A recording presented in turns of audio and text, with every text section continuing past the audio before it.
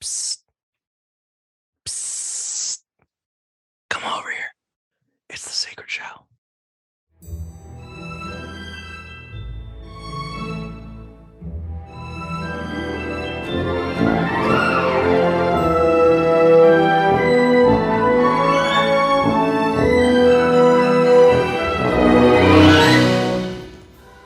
Hello, and welcome to Dispel Magic, the podcast where we overthink how the magic of D&D might shape your campaign setting in surprising and unexpected ways. I'm Benjamin, game designer and writer. And my name's Dane. I'm a dungeon master, podcaster, and voice actor. Very good. Thank you. And today we're going to do something a little bit different. Today we're going to do what we're calling a secret show. Secret show. The secret show. Don't tell anyone. Tell everyone. But also tell everybody. And the reason we're calling it a secret show is because every episode of the secret show after this is going to be for patrons only. Patrons? Wait, what? WTF? Yeah, that's right. We have started our own Patreon. Patreon.com/dispelmagic. And that's at patreon.com/dispelmagic. I've been practicing. Patreon.com/dispelmagic. That's very good, Dane. Very good. Man. If you head over there, you'll see that our patrons get access to episode summaries, which we're calling spell scrolls. They get to vote on topics of future episodes. And of course, they will get access to monthly secret shows where we not only review the feedback we've gotten on recent episodes, but also kind of talk about how our own kind of D&D campaigns or D&D projects are going. I'm in 6 games right now, so I got a lot to talk about. Yeah, we'll cut out most of what Dane says just so nobody gets bored, but we're going to really zone in on whatever I have to say. And then they rolled another saving throw. Oh man, and it was like an 11, I guess. Yeah, people love to hear about campaigns they're not in. That's a thing that's definitely true. Is that it's very fun to hear other across people's the board. Yeah. Across the board. Well, I mean, we're not going to be talking about specifics. We're going to be talking about what we're thinking about for our games, how the games are going, more the creative side rather than the retelling of an epic yarn. For sure. And so speaking of Dane, how's D&D going for you these days? It's going pretty good. I've got 2 games that I'm running. One is in the Saltmarsh source book, and I've put in quite a bit of homebrew to bring in the characters' backstories. Mm-hmm. So we're getting down to the last 2 chapters of that book, and it's really exciting. I've given the players a Nautiloid. Awesome.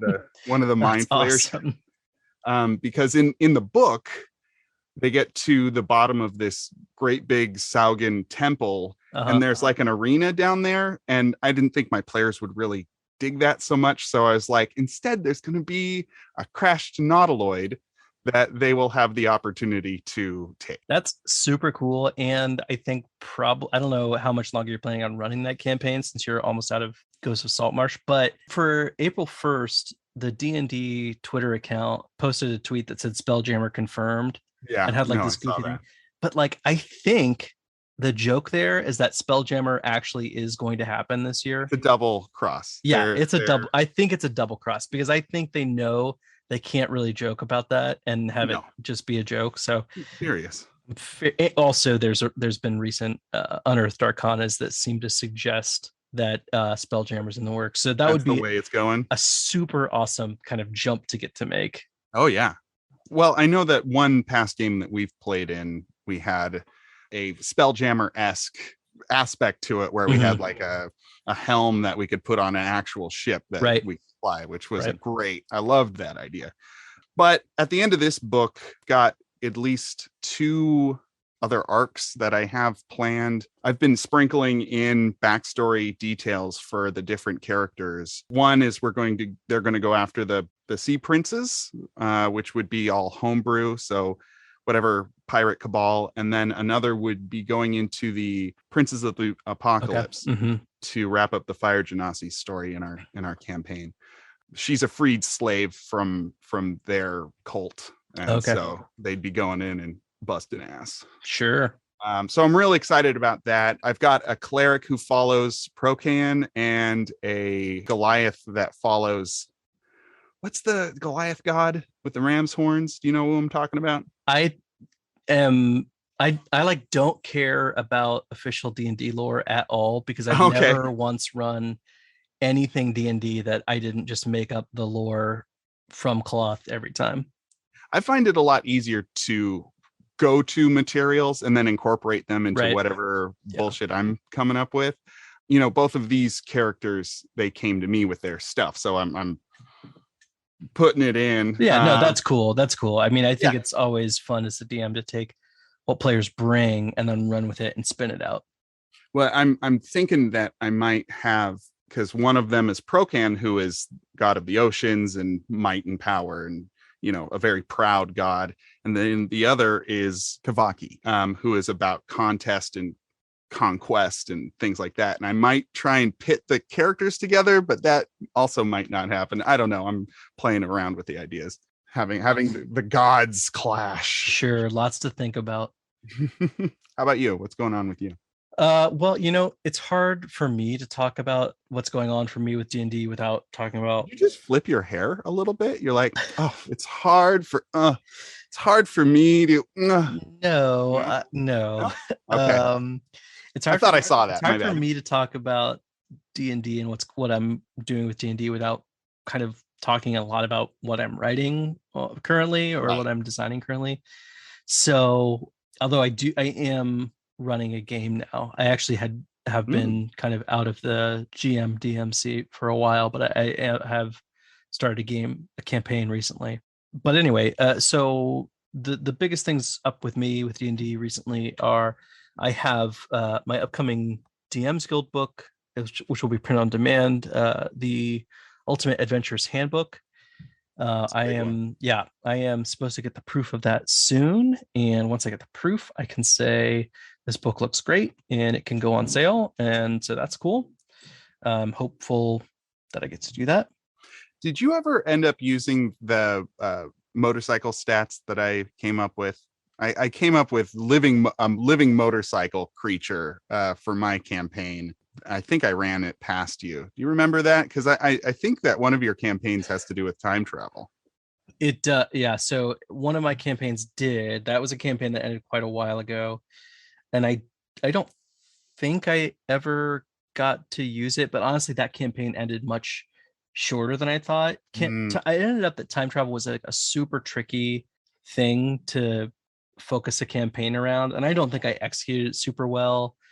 And it was just a situation where I could tell from the energy of the players that maybe it was time to wrap it up. And so I did.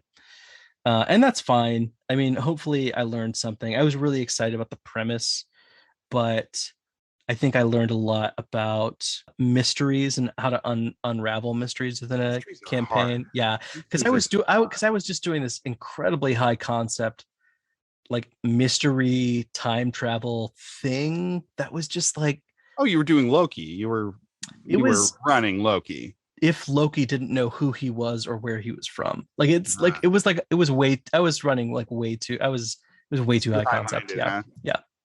Time travel. Well, that may come up later though. It just might. Maybe. Who knows? We do. Secret show. But in terms of games I'm actually running, I am running a hex crawl campaign, which is something I have wanted to do for a while and have been thinking about how to do for a while. Tell me about what a hex crawl is. Yeah, so I really hope that I'm using it kind of in a historically accurate context. But in terms of what I'm doing, I'm calling the campaign The Banished City. And the idea is that the players all kind of session 0 was just we collaboratively built the city they're in, made up some details about it, and we also figured out what entity banished it to the farthest reaches of the multiverse. Because up until the last month, this had been a city on a material plane that where like they were comfortable or whatever, and now suddenly they're thrown into the edge of the multiverse and they have to like they don't know anything around them. Are they on a particular plane or like no? So the hex crawl campaign part of it is that they're kind of gradually revealing the city is a hex, and then they're gradually revealing hexes adjacent to the city and then adjacent to the ones adjacent to the city or whatever else. And so I'm also experimenting with some episodic rules. I got really cool feedback that I don't super know how to incorporate yet, but I got really good feedback that right now it's a very action focused episode. Basically, I name the quests that are in these different hexes. They choose which quest to go on. We do that quest, and then they come back and do downtime activities. Mhm. But they said we really wanted more time to do character development stuff. I don't know if they suggested it or if I did, but I thought it would be really fun if most of the character development stuff happened in flashbacks to before the city was banished. Oh, that's great. So it's kind of like so you're kind of unraveling the story about how everyone got to this place as you're playing forward through time. So I'm going to work on that. I don't know how it'll turn out, but I'm excited about that that design challenge. There's a part of the first season of the Adventure Zone where they do flashback episodes like that, where it's like, well, these are the adventures they're going on. How do they end up where we know they end up? It's a fun way to incorporate mystery into the campaign without having to figure out who done it. Yeah. And it also, I think, lets people have secrets about their characters that are start off as secrets between, secrets to other players, but then get revealed but not necessarily the characters know about it, but the other players start to learn about it. So it's just a fun, I don't know. I'm going to tinker around with it. Yeah, I'm going to tinker around with it, see what I can do. The goal is to have 2 to 3 hour sessions that are rewarding on both like an action level, a role-playing level, and a kind of downtime, kind of board gamey type of level. And that's a lot to shoot for. 2 to 3 hours. Yeah, in 2 to 3 hours. It's a lot to shoot for, but that's the goal. Most of my games have been running 2.5 hours, 2 to 2.5 hours.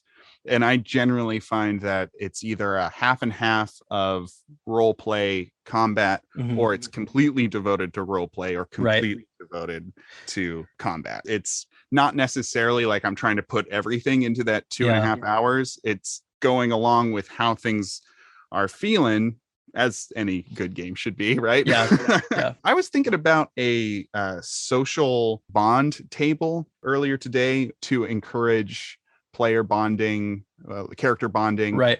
And maybe this is a thing. I didn't look it up or anything, but any time that two players have a meaningful interaction, I give them one bond, and then if they have more than 2 bonds, they get a +1 on if they're helping a person. Is that a thing? Have you played with something like that before? I don't know if it's a thing in D&D. I believe Dungeon World has something similar to that. And I know that a lot of people are very unsatisfied with the way bond, ideal, flaw, and inspiration all work together. And so experiment with different kind of ways to reinforce those character traits. So I'm sure somebody out there is also developing along that lines, and Dungeon World might be a place to look for inspiration there.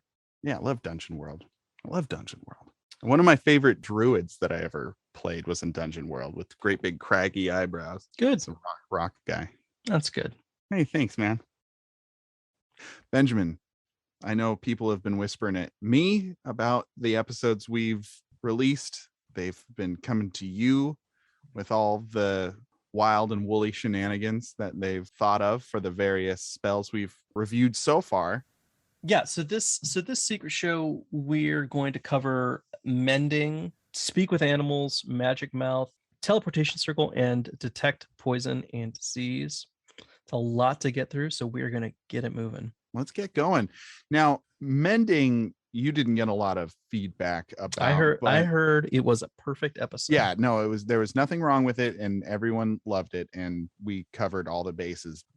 So I'm not going to say Speak with Animals wasn't perfect, because I think it was pretty perfect. Yeah, we did a great job. I did get a question about this one on Twitter, and the question was if it was an intentional omission or not to not bring up how animals being a more integrated part of humanoid society might mean that more people take on vegetarian or vegan diets. So that's something I definitely wrote in my notes. Mm-hmm. And I don't know if I actually did say it or not when we recorded the episode. It didn't make it into the final. I don't think we tread those Yeah, ideas. So it was not intentionally omitted. I have been vegetarian in the past, and I think, I might have been hesitant to bring it up just because I didn't want it to come across as preachy at all. But the person who asked the question followed it up with some really interesting ideas about how, if meat eating in general became really taboo, there might be some segment of society who resents that, maybe eating the flesh of animals has become taboo. And then, but once it gets kind of forced underground, it kind of has to rest besides other kind of grotesque or taboo eating or dietary things, which includes cannibalism. And so the suggestion I got was like, could this spell potentially inadvertently lead to a rise in cannibalism? The And forbidden meats. yeah, exactly right. If all meat is forbidden, then like it kind of gets to the place where like, is cannibalism any worse than eating any other kind of meat? And for a lot of people, maybe they say no, they're both bad. But then there's probably a countercultural movement that is open to eating everyone then. And I also think it just lends itself to this really fun and gruesome idea of there being like an illicit meat market happening, where Underground like, societies. yeah, where it's like totally disgusting, and like animals and people are being sold side by side. Sure. I mean, we talk in the episode about what makes a person, and if Right. being able to or communicate with animals, when do they start being people? If animals are so integrated into society that most people become vegetarian, there are still animals who are now considered Right. people who Right. are carnivores, who would Right. have to eat this meat. So do they then become second-class citizens? Do they only exist in circles where these illicit meat markets are being sold? It stratifies society in a really interesting way, where if you don't have the option of not eating sentient people or sentient creatures, does that make you inherently evil? And I don't think we're in a place to talk about what that is right here, but like, I could see that, like, meat eating animals that were useful, like bears, wolves, those kinds of things, that the way kind of society would adapt to that is by acknowledging certain prey animals of those species as not useful, and so as eligible to be eaten. Oh man, putting worth on people. Right, Love like, it. Love exactly. to Like, I see mean, it. I think it Ugh. would I think that's how that would play out. But that would be a fun kind of social dynamic to play with, and also moral dilemma to put people in. On a lighter note, I just love the idea of a barbecue speakeasy where you have to like hide your chicken legs, and like, it's delicious barbecue. It's really good. The sauces are tangy. They've got excellent sides, but you have to know the password because only certain, we got to trust who's going to be eating this barbecue. I was We'll get more to this later, but I think that speakeasy would have to be surrounded by like 4 feet of wood. Yeah. Yeah. For reasons. For we'll get into. I also like the idea that, the animals then would become more commonplace in all aspects of life, including the arts. So I know that circuses are very problematic, but when you've partnered with the animal, you are providing food and shelter for them, and they've tacitly agreed to whatever setup you have, then you have really interesting performances or animal artists now, you know? Imagine like actual swans in a ballet, or, you know, certain animals singing along with an orchestra or something like that. I think that that brings this really interesting, almost exotic aspect to society where, yeah, they're participating in all parts of what people are doing. Yeah, we talked a little bit about on that episode, we talked about how animals might be domesticated much faster, or would be domesticated much faster if there was that ability to explicitly and directly communicate with them. Mm-hmm. But I think it's easy to jump to the idea that they would also learn to non-verbally communicate Oh yeah. through, like, as you say, art, dance, all that kind of thing. I mean, you can imagine certain species might take up painting or something. Mm-hmm. And once sign they're yeah, right. And once they can do those things, like, then it gets very, then the idea of like distinguishing them from other people gets very messy. Yeah, a lot of gray areas. I mean, the family of beavers that lives across the street, you know, they're really nice, industrious. They make a lot of noise. They make a lot of noise, chomping away. I have to say, I think Speak with Animals is maybe my favorite episode that we've done. It was, it's not mine. Yeah. I actually really loved Magic Mouth, which we're going to talk about next. But, Magic Mouth. Interesting that you bring that up. but Speak with Animals is a great one. And yes, speaking of Magic Mouth. I did do some talking to folks who know more than I do and got confirmation that you can build a computer with Magic Mouth. Oof. Now, in that conversation, we talked about how cumbersome it would be because it'd be extremely expensive. Mm-hmm. The amount of times you'd have to cast the spell would be so astronomical that the computer you produced would be the size of a castle. Well, no, I mean, you can put it all on a rock. Everything can exist on one thing. Oh my God, you're right. But the amount of gold, it would be, I mean, I don't want to undersell it. It would probably be hundreds of thousands to millions or more of gold that you would be sinking into creating this computer. So that was in the conversation I had about this idea. But since then, I was reminded of the College of Creation, which was a new bardic college that was introduced in Tasha's Cauldron of Everything. And they have a feature that allows them to create a non-magical object whose value is no more than 20 times the bard's level. Assuming that most of Magic Mouth's material component is tied up in jade, as like we talked about, 10 gold pieces of honeycomb. I mean, it's too much honeycomb. Honeycomb isn't worth anything. It's too much honeycomb. It's too much honeycomb. Don't be ridiculous.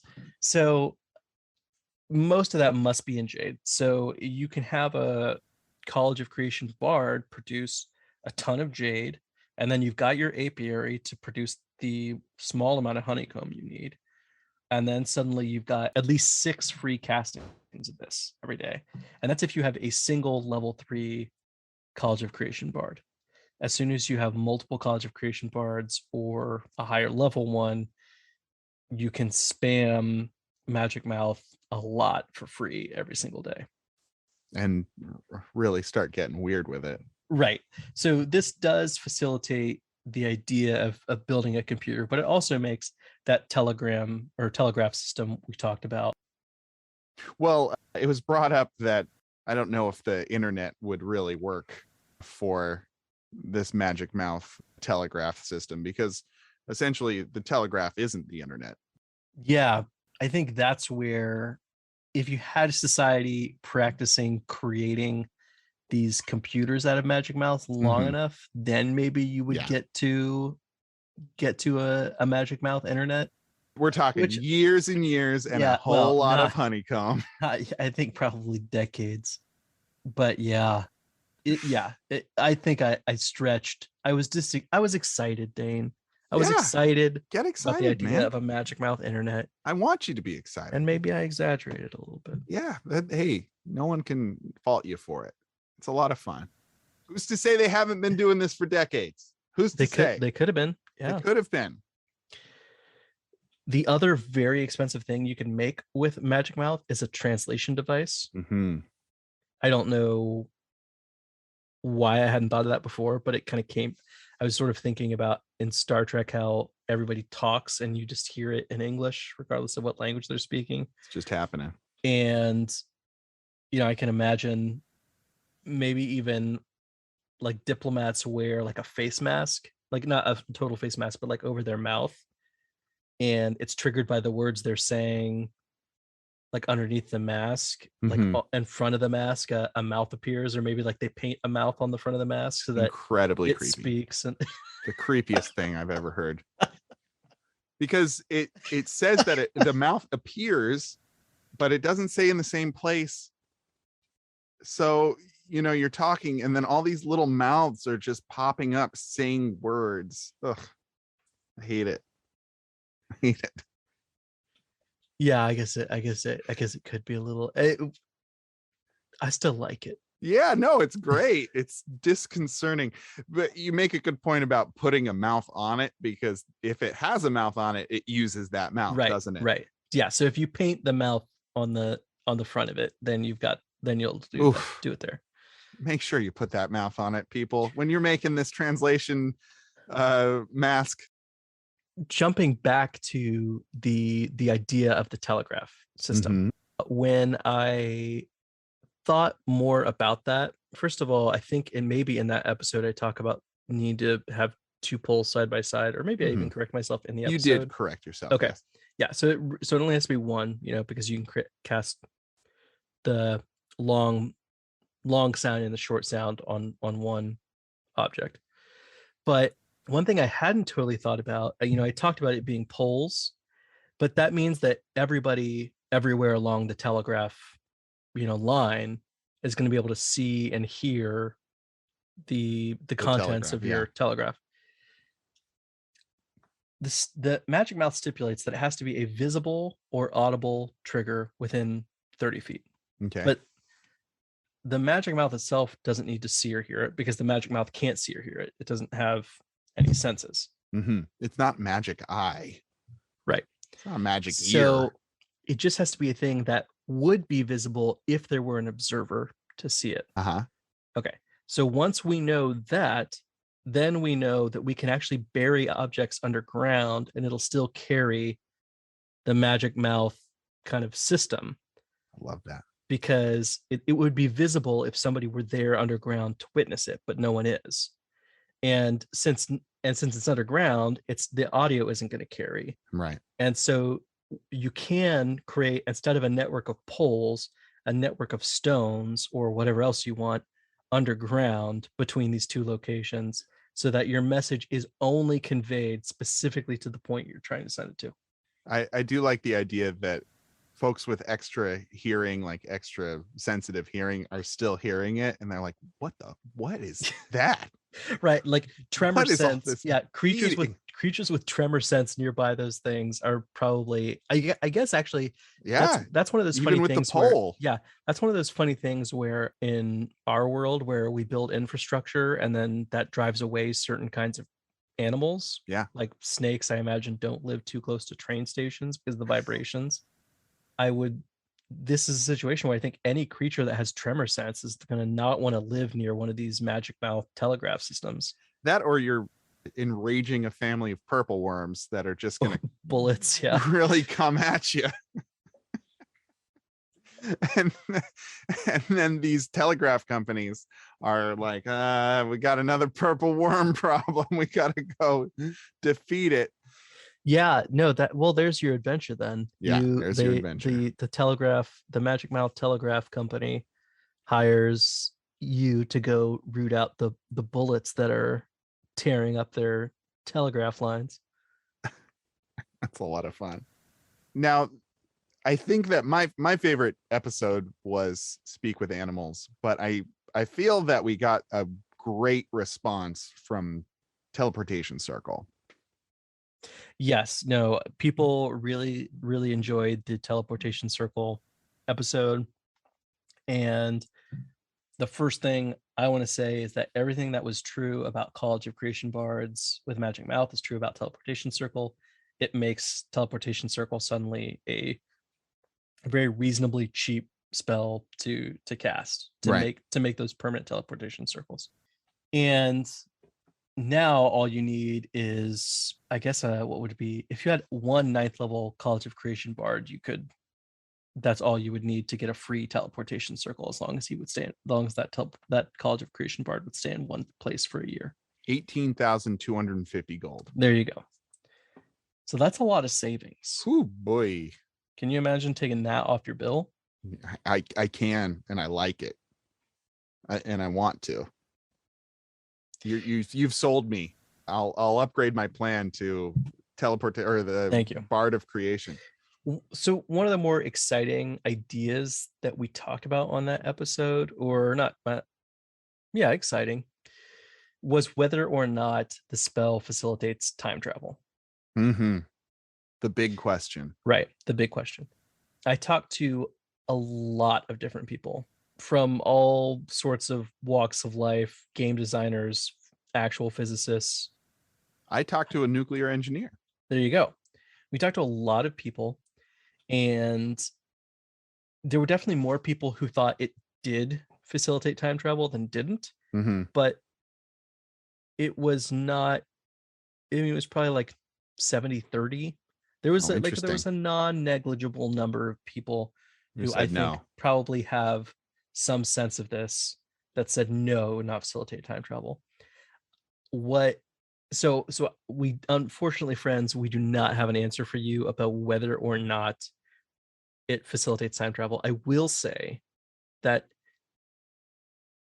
if you run with the idea that teleportation circle facilitates time travel, your whole campaign is probably going to be about that then. Yeah, it needs to so it needs to revolve. It's a central tenet all of a sudden. So you either need to come up with, either ignore it and just say no, it doesn't allow time travel, or say it would, except that there's a god in the setting that like is dialing time back and forth to make sure that nothing happens, or maybe no there's weird like speed of light shenanigans are right. Or there's a like from Loki, the time variance authority is coming in and saying, yes, you're 6 seconds in the past.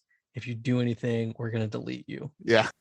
Or you just say, yeah, I want to run this weird game of D&D where every time something happens, people can teleport circle enough to go back in time to make sure it doesn't happen. What I've heard is that because time and space are so interlinked, that if there is a magic that can teleport you in space, then ostensibly you can jigger that spell to then affect time, because they're, if I remember correctly, one and the same. Right. I mean, the point that I get lost on, and probably everybody who spoke with me is going to be a little bit frustrated by me saying I'm stuck on this still.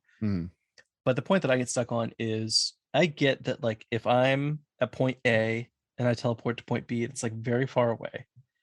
I look through a telescope and I see myself still at point A because the light from my leaving it hasn't traveled to me yet. That seems like an optical illusion, not like a real, not like I've really gone back in time to before I go in. That's where I'm stuck. We're not smart enough for this. No, that's where I'm stuck, Benjamin. We're not smart enough. How is that not just an optical illusion? Yeah. But people smarter than me say that it's not, and that it is time travel, and that then if you jump back from B to A, you would meet yourself before you went into the teleportation circle to go to point B. And so you could just kind of do that back and forth and kind of go back as far as you needed to go. Teleportation begets time travel. Then I think that creates an entire school of magic, of temporal magic, of what people can do with that and manipulating of time. I think that it's not written in teleportation circle, and this is extrapolating, but if teleportation circles allow you to travel through time, then that would be studied by the wizards of the game, and then time magic would exist. And I know that in Matt Mercer's settings and in Explorer's Guide to Wildmount, temporal spells exist. Dunamancy, right? So I think that this just kind of gives it a different flavor of its origin of Dunamancy, stemming from teleportation circles. So you can have your own kind of idea of where time magic comes from. The study of teleportation circles. Yeah. I mean, you could certainly, like, one of the things we talked about maybe in the Speak with Animals episode was how we come at D&D with this idea that spells have existed forever, but maybe they haven't. And so maybe teleportation circles have been around a long time, but people are using teleportation circles in such a way that it's only very recently that people even realize that you can time travel using them. 100%. So you could have a game where teleportation circles do enable time travel, but it's just being found out. But nobody knows that yet. Yeah, and it's kind of just being discovered and in its infancy, and there haven't been enough spellcasters coordinated yet to travel significantly back in time, because I think, well, I'm not going to act like I know, but anyway, it's so dangerous as well. So many have been torn up. Yeah. So it's a basically, fun one. Yeah, I mean, basically, I think if you were interested in running with this idea, I think it's close enough to science that sure, it rings true enough, but then it kind of expect that your whole campaign setting and campaign is going to be around time travel and teleportation circles.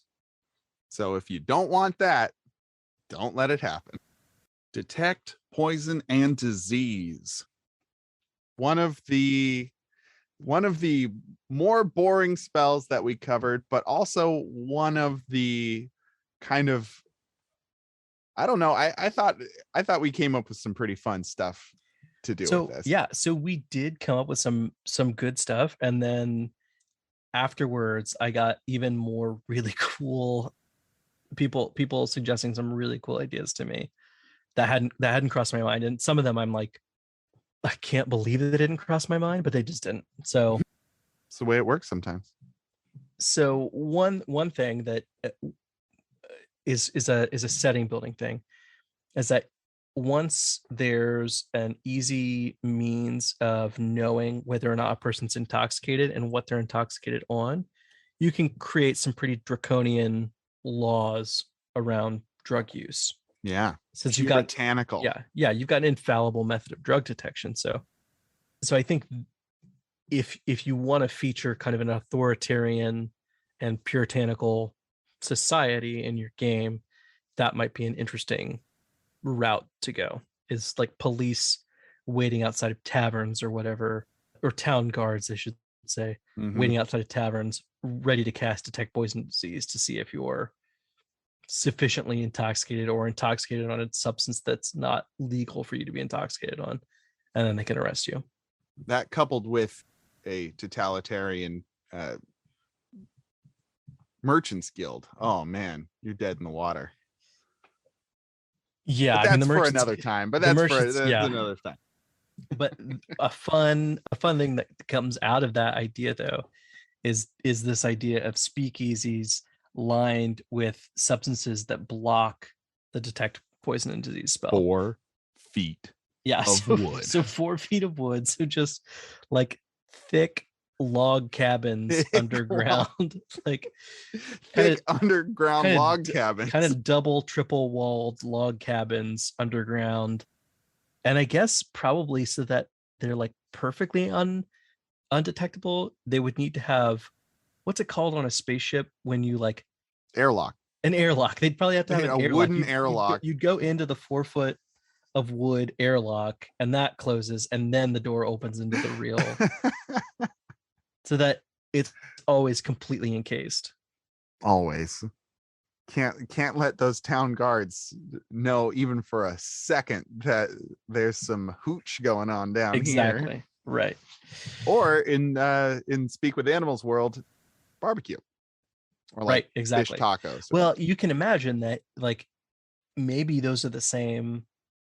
That's That's the the same same world. world. Mhm. Is a place where animals are part of the labor force and drugs have been outlawed, Mhm. and so you So over go. here we have, bourbon and scotch, and here we have our cocaine, we've got our skooma, and then of course cheeseburgers.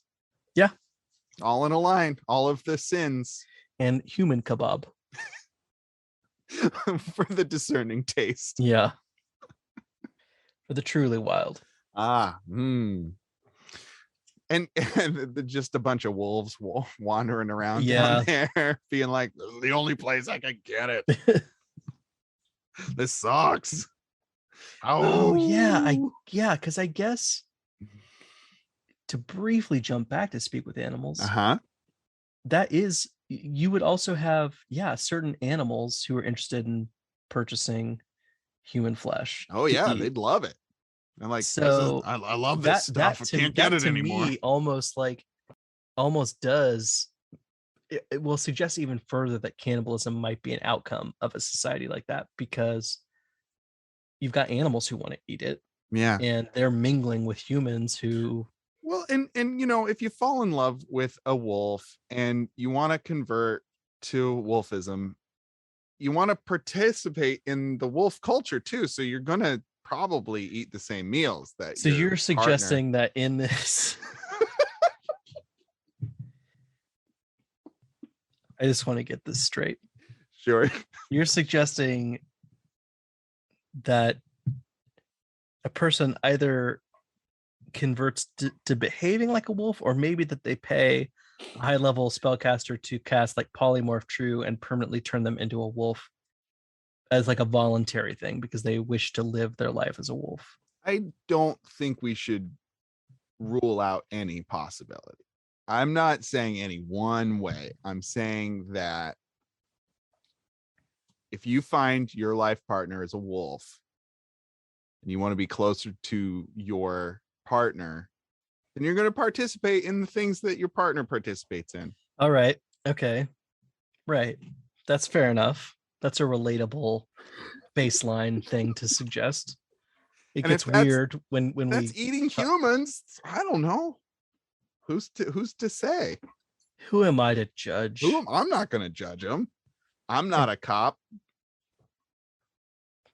and if you were, you'd have to tell me. I'd have to tell you. After 6 episodes, I think that's when a cop is legally obliged to disclose. So Right. I'm And gonna and ask I'd you also again. call you out on that 8-foot wide amulet around your neck Right. of solid wood that may or may not have poisons in the center of it. I think that's my favorite joke I've made. It On the is a show. very good one. I think that's my favorite joke. It I've is a made. very good one. Thank you. So going back now to Yeah, let's go back to detect poison and disease. there was the first suggestion is like so painfully obvious that I can't believe I hadn't thought of it. And this idea came from a few different people. It's that when you cast the spell, you know the location of all venomous creatures within range, and you know precisely what creature they are because you know what venom they have. Because the spell doesn't just tell you that something's poisonous, it also tells you what the poison is. Right. So obviously this is good for things like not getting bit by a cobra or whatever, but it's also really good for shape change or disguise yuan ti or anything else that might have a venom and is trying to In their disguise system. itself. Yeah. I don't want to burst your bubble, Benjamin, but I had thought of it. I just didn't want to blow up your spot. So I held back. I held back that episode. I hope to God that's not true, Dane. Because there will be consequences if I find out that you made me look like a fool when you could have prevented it. On Twitter of all things. On Twitter, on Spotify, wherever Apple Podcasts. wherever fine podcasts are listened to. Tell your friends. Like and subscribe. Follow. Smash that like button. But following up from that, kind of like once you make that leap to, the location of venomous creatures and you know exactly what they are because of that, then you then you kind of get into this idea of like, oh, I could tag enemies with a poison. So yeah, that they don't even need to be poisoned by it. You can just get poison on them, right? Yeah. And then if they turn invisible, transform into another creature, doesn't matter. I know exactly where they are and their identity. Because Easy. I've either poisoned them or placed a poison on their person and am able to detect them. The kind of like this is what I love about Dispel Magic is that there's really no end. Like once you think you've hit the end, there's another thing to go to. And that's so okay. So then we've got this idea of like tagging enemies so that you know if they're invisible or shape changed. But then the kind of even beyond that then is if you're fighting a lot of doppelgangers or something, everybody in your party carries Some poison. some poison so that the cleric can cast Detect Poison Disease and see if anyone's been replaced at any given time. Easy. If as long as everybody's got their poison, then good. We've got all the original members. And they're not in the necklaces of poison hiding. Right. But yeah, it's a fun way to know who your friends are. and it's through poison, which is kind of interesting. Yeah. I mean, you put in highly transmissible diseases might also work in this right way. Well, yeah, I mean, so like if you because I was thinking probably I did like the barest amount of research on this, but I was thinking probably most people are infected with something like at any given point. Okay. A lot of people have herpes. You went straight to that. It's a very common thing for people to have. Just makes me think that you're kind of what suffering from. You think I have herpes?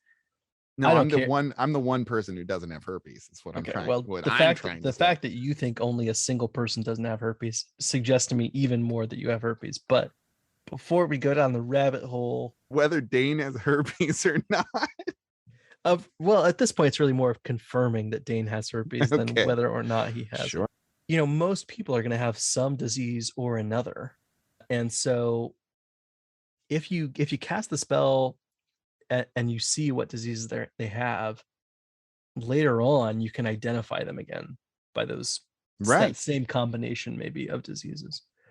It's like a thumbprint. Nobody has the same exact combination of diseases. Right. And I didn't put this in the notes, but it did also come up in my Discord that disease has a very broad definition in the real world. It can refer to genetic conditions. Oh, interesting. Yeah. And many other things.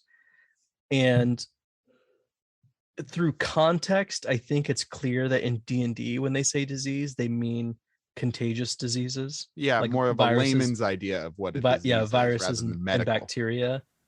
But the spell becomes a lot different and stranger, I think. Yeah. If you can assume, actually, it's not so much that this spell gets strange. If you can cure, if it can detect genetic diseases and things, but heart disease is the first thing that I think of. But the restoration, I can't remember if it's lesser or greater restoration, but that spell gets a lot weirder because then all of a sudden you can cure like genetic conditions. Yeah. So like alopecia is in the news right now. I don't know if it will. I imagine it still will be by the time this episode gets released.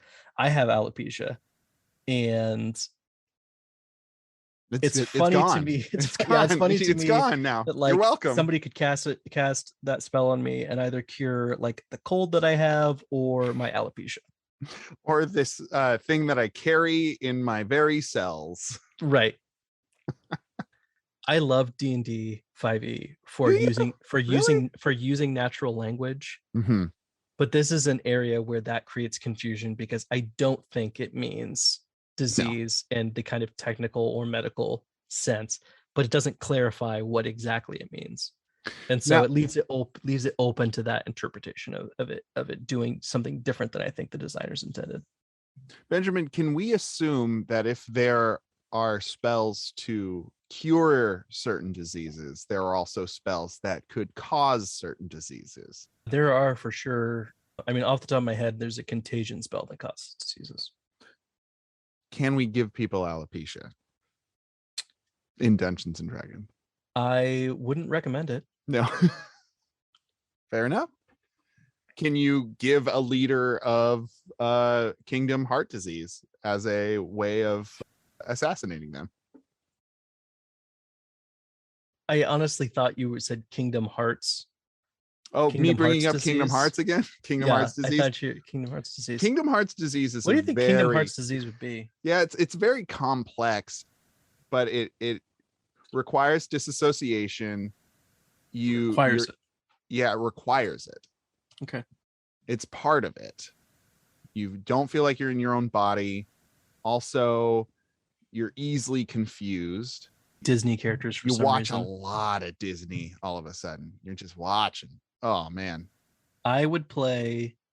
Here's my terms. Okay. Take your terms, man. I'm ready. I will play Kingdom Hearts when the characters from Encanto are in a Kingdom Hearts game. That is not out of the realm of possibility, my man. Okay, I'm just saying, when that happens, I might give Kingdom Hearts a shot. Maribel. Exactly. That would be my dream. That's so if the Dispel magic, because it would be Mirabelle and she would summon, like she would be like a summoner type of character. She'd class. summon a house. Well, not just the house. She'd summon like her family members to do different things. Yeah. Like that's cool. That would be her ability, is that she would like call out to her family. She opens a door and there they are on the other side of the door. Oh yeah, exactly. The glowing golden door. Oh, it's so good. Yeah. Man, make a subclass. Make a class. Make a Mirabelle subclass or class that like summons their ancestors or something. Do it.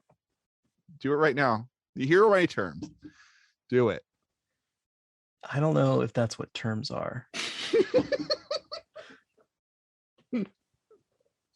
But I hear you.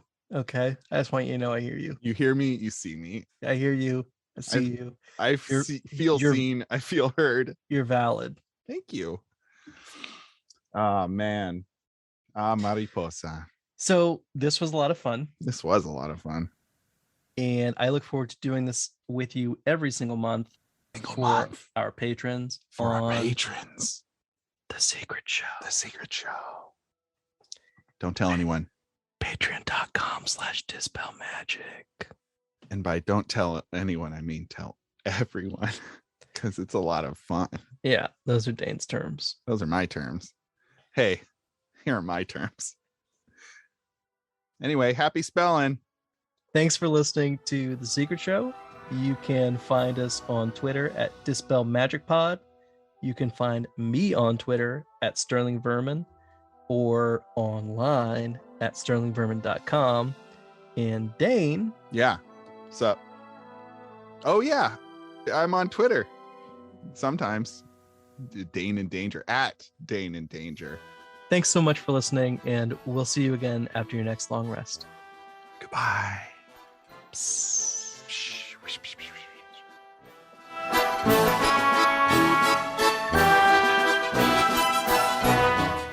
We hope you've enjoyed this episode of Dispel Magic. If this has inspired any ideas for your game, or you have another take on today's topic, please let us know on Twitter at Dispel Magic Pod. You can find Benjamin at Sterling Vermin and Dane at Dane in Danger. Thank you to Slim Mittens for our cover art, produced by Benjamin Huffman, produced and edited by Dane Fox-McGraw.